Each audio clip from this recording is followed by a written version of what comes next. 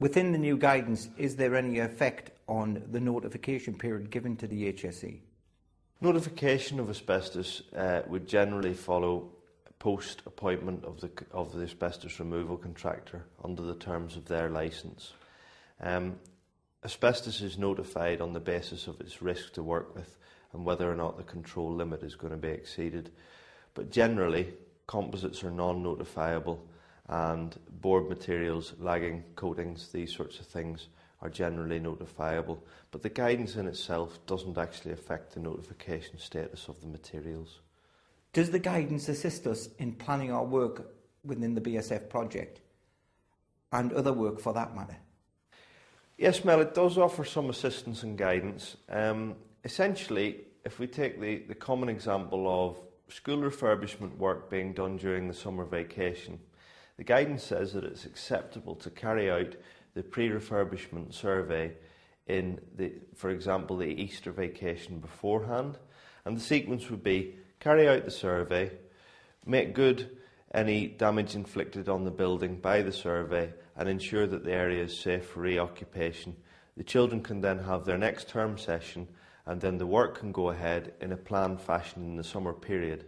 The great thing about this, of course, is that the works can be tendered and specified and a removal contractor appointed in the intervening period between Easter and summer. So yes, it really does assist in planning.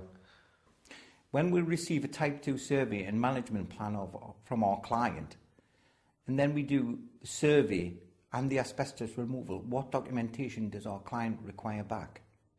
Presuming that you take ownership of the building for the duration of the contract, really you should be looking to update that management plan to reflect any removals that have taken place and any alterations to the condition of that asbestos. So re-inspection should continue to be carried out to ensure that the material is remaining in good condition and is abated if not, and where any removals have been done, that these are noted on the management plan to update the client. Does the guidance assist us in planning our work within the BSF project? It does make mention of what needs to happen with the asbestos survey on receipt. The client side, yourselves, should check out that the survey actually does what you asked for. So it doesn't contain any onerous or caveats that weren't agreed up front of the project. It does indeed cover the areas that you're going to work in, and most importantly, that it answers the questions that you need to have answered with regards to asbestos. Then, essentially, it's the normal procedure that Carillion have with regards to asbestos.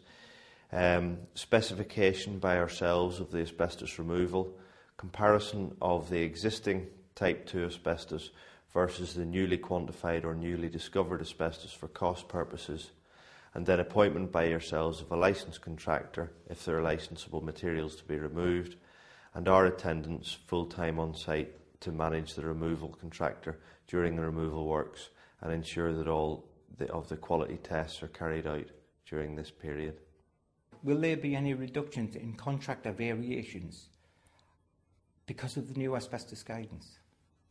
The survey guidance definitely calls for more in-depth pre-demolition surveys. I guess in terms of variance, it all depends on whether Lucian does its job correctly or not. There is definitely more scope for all of the asbestos to be found during the course of the survey, and obviously that then allows that cost to be included at the tender stage up front, rather than the removal contractor once he's on site claiming for costs for extra materials to be removed. Well, Patrick, thanks very much for your assistance and your time in helping me troll through the new asbestos guidance. It's most appreciated, thanks. For more information on HSG264 or would like to understand how the new guidelines will affect you and your organisation, please call me on 07850 604 872. That's 07850 604 872.